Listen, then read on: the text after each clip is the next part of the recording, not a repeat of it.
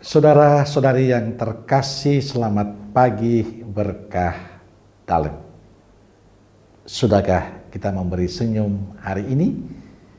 Jumat 30 Desember 2022. Pesta Keluarga Kudus, Yesus, Maria, Yusuf. Mari kita awali permenungan kita hari ini dengan tanda kemenangan Kristus. Dalam nama Bapa dan Putra dan Roh Kudus. Amin. Permenungan kita diambil dari Injil Matius bab 2 ayat 13 sampai 15, dilanjut 19 sampai 23.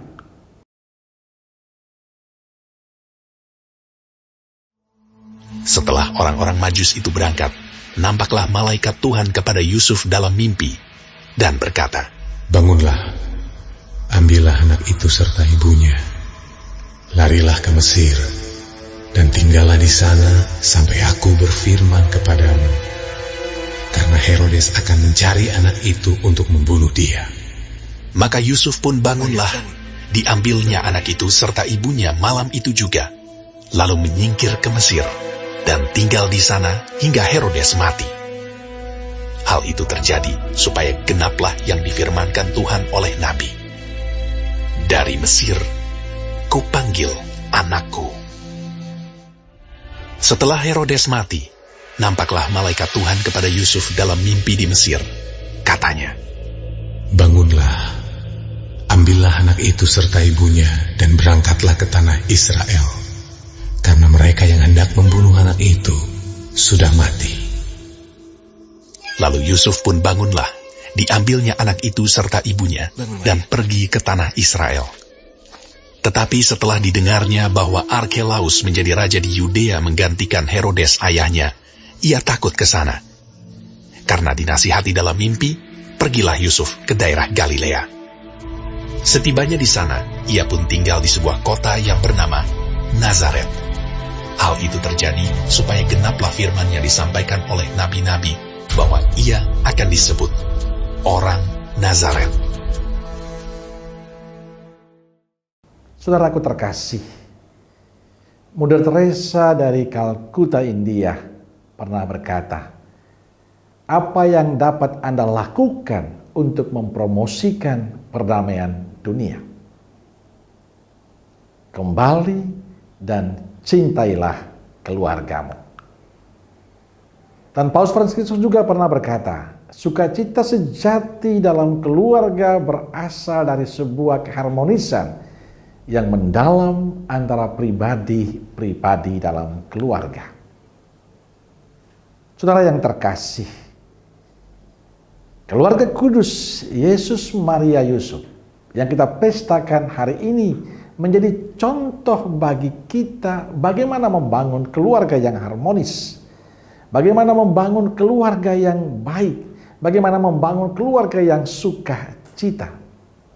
Keluarga kudus menjadi teladan bagi keluarga Kristiani.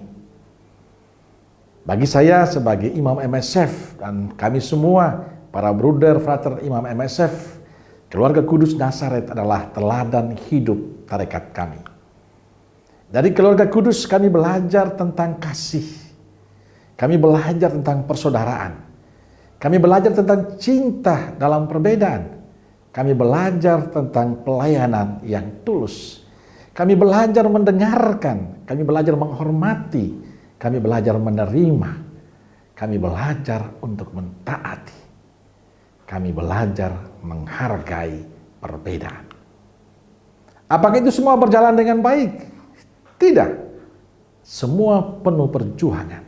Tapi satu yang kami yakini, bahwa untuk menjadi harmonis, untuk menjadi baik, untuk menjadi penuh sukacita dan kebahagiaan, butuh pengorbanan dari semua anggota komunitas. Saudaraku terkasih, Paus Fransiskus mengatakan, keluarga membutuhkan keharmonisan yang mendalam dalam diri orang tua dan anak-anak. Tanpa keharmonisan, keluarga menjadi rapuh, mudah retak, tidak menemukan kebahagiaan dalam keluarga. Padahal tujuan setiap keluarga adalah kebahagiaan, sukacita. Karena itu pada pesta keluarga kudus, Yesus, Maria, Yusuf seingin mengajak kita semua untuk belajar dari keluarga kudus Nazaret. Bagaimana membangun keluarga yang baik dan harmonis. Memang tidak mudah, tapi mari kita belajar bersama untuk terus mencintai keluarga kita. Kita belajar untuk mendengarkan anggota keluarga kita. Kita belajar untuk menghormati, belajar untuk melayani dengan sungguh. Kita belajar untuk memberikan diri, berkorban demi kebahagiaan bersama dalam keluarga. Saudaraku terkasih, Paus Fransiskus pernah mengatakan, Anda menikah bukan dengan orang yang sempurna. Anda tahu pasanganmu bukan orang sempurna, tapi Anda mau menikah dengan dia. Sebenarnya kita tahu bahwa pasangan kita tidak sempurna, tapi kita mau menikah dengannya. Artinya kita berjanji untuk saling melengkapi demi kebahagiaan bersama. Maka yang harus kita perjuangkan adalah belajar untuk memahami pasangan kita.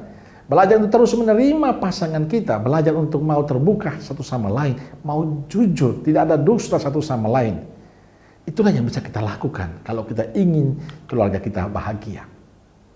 Saudaraku terkasih, saya pernah merayakan Ekaristi, perkawinan yang sudah 65 tahun. Pada saat saya bertanya, mengapa Anda bisa bertahan selama 65 tahun bersama?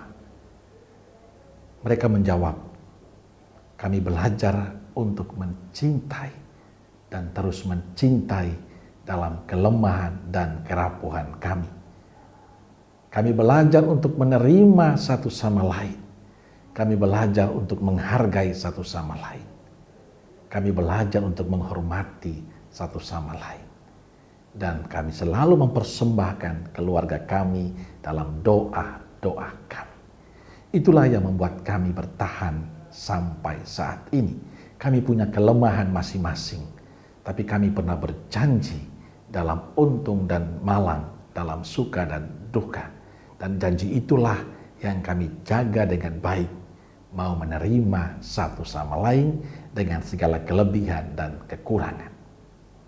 Dan saya kira kita semua punya mimpi yang sama, untuk setia sampai ajal memisahkan. Kita semua ingin keluarga kita bahagia, kita ingin keluarga kita harmonis, kita ingin keluarga kita penuh sukacita. Maka pesan saya, persembahkanlah keluargamu pada Tuhan dalam doa-doamu. Rawatlah, jagalah keluarga kita seperti kita mencintai, mengasihi diri kita sendiri. Dan saya percaya, kalau kita terus belajar mencintai, mengasihi, pada akhirnya kita menemukan kebahagiaan dalam keluarga kita. Saya berharap semoga janji kesetiaan kita membangun keluarga yang baik senantiasa menjadi perjuangan kita untuk terus merawat dan menjaganya sampai ajal memisahkan. Amin. Semoga Allah yang Maha Kasih memberkati saudaraku sekalian, Bapa, Putra, dan Roh Kudus. Amin. Keluarga Kudus Nazaret, doakanlah kami. Amin. Berkah dalam.